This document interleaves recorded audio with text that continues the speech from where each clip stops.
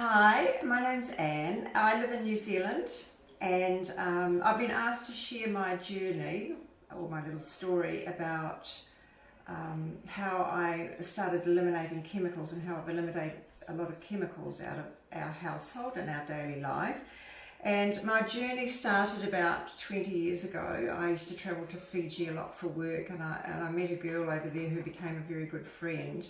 And she was a beauty therapist from Australia, and she now has built a fantastic business over there called Essence of Fiji. And I was telling her about how my husband always had dry scalp, and I tried all sorts of shampoos and conditioners and it never went away. And she told me about Organic Care Naturals.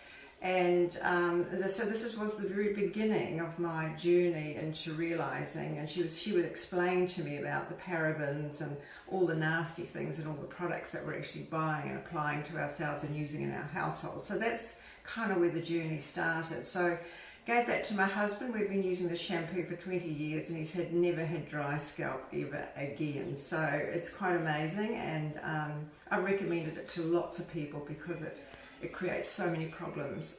Other shampoos create so many problems around your face. So that's where I started.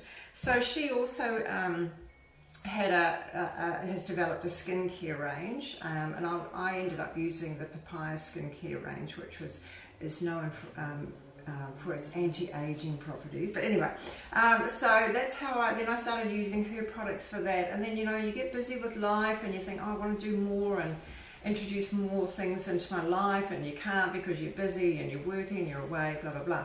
So anyway, about 4 years ago, when my husband and I finished work and I had more time, then I started to really get into looking at all of the chemical things that were in our house and how could I, eliminate a lot of those products. So I first of all started with the laundry powder, and that was such an easy switch. So I switched from the horrible, nasty laundry powders to just washing soda, which is sodium carbonate. And so it's basically a heap scoop of that into every load of washing.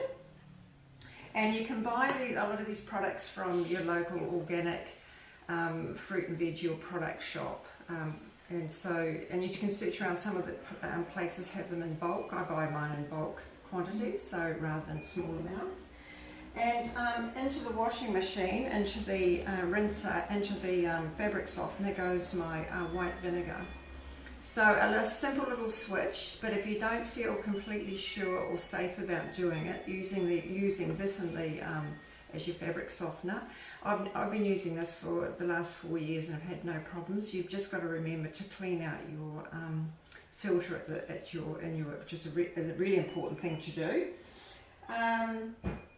I then went on to thinking, well, what about the dishwasher tabs? Because I went to do a first aid course, and they got talking about household poisons or products that were in the house that if you ate them or had too much of them, they created, you could get poison from them. So, and there sitting on the bench was a box of dishwasher tabs. So that was one of the next little light bulb moment I had. So I started making my own dishwasher tabs, and you need some silicone molds because they're easy to get out once you've made them. And they make 48, and they're just the perfect size to go straight into the dishwasher. So to make those, you need some citric acid, also bought in bulk, some plain salt, not iodized, some borax, and some soda ash, which is also sodium carbonate, but it's refined. So it's the same as this, but it's refined. So basically you mix those ingredients together. I think that was all of them. Maybe some baking soda, I just can't remember now off the top of my head. So just these 4 ingredients. Mix it all together, and then you press it firmly, very firmly, and if you think you've done it firm enough, then do it again. So they need to be pressed very firmly into here. Leave them to dry out for up to 48 to 72 hours, and these are your end product. So very cost effective as well. So these are really quite reasonably priced items to purchase, and again buy them in bulk. And there you are, you've got the dishwasher tabs. In my dishwasher, instead of rinse aid, I use the white vinegar again. Again, just remember, just do a trial run. If you're not sure or you don't feel confident, well, just don't go with it. But I haven't had any issues at all with my dishwasher. I clean my filter regularly, which is really important. I know we tend to forget those at times. So that's a really simple little easy fix. Now for toilets and our lovely toilets and hand basins, all I use is, say a quarter of a cup of, I've got 3 toilets, so I use about a quarter of a cup of citric acid and a quarter of a cup of baking soda. Baking soda. Mix them together, flush the toilet, sprinkle it all around the base of the bowl and into the middle bit, and it'll all start bubbling and foaming up. And by the time I run around and done that to the other toilets, it's time to come back and scrub the first one. So you don't want to leave it sitting there too long, obviously. And you need a bit of elbow grease, but it brings them up sparkling clean, and it's just 2 basic ingredients, so that's reasonable. The other thing that I've got into over the last few years is essential oils, and I do include, not necessarily in my cleaning products, except for my spray Clean and White, which is just simply vinegar, white vinegar and water, and some lemon essential oil and peppermint essential oil. But the essential oils that I use are therapeutic grade. I just decided that if I'm going to go chemical, well, try and eliminate as many chemicals as possible, then I didn't want to buy any cheap oils that were going to be cut with a whole lot of nasties. So out of these little bottles you get 250 drops. So whilst they may be a little bit expensive, they last a long time basically. So the same with your toilet rolls in your toilet.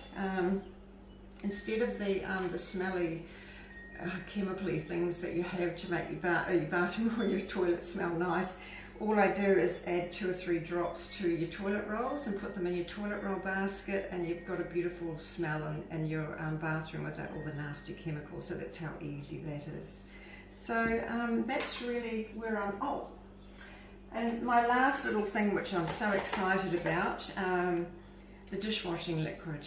I've recently purchased a soap cage, so and I've got in here just an organic, 100% natural type of soap.